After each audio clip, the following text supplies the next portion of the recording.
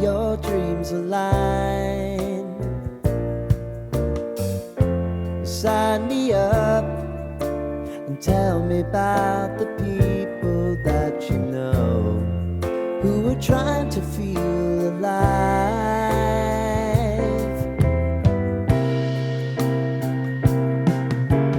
Life can get hard, so honey, if you need to cry, just come share my pillow and rain, rain, go away.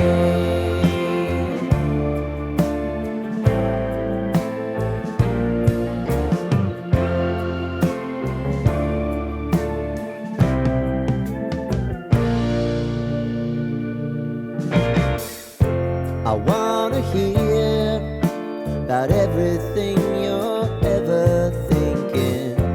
You know that I can take the truth.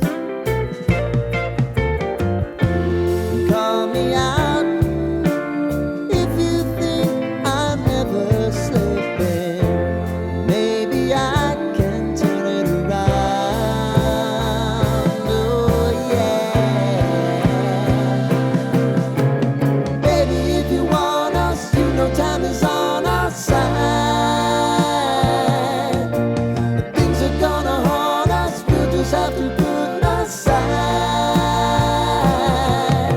And I'm right here if you just need to cry.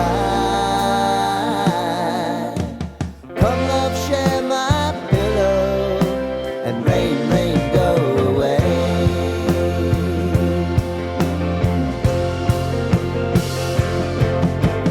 Been some time since you fixed me. I'll never forget your time.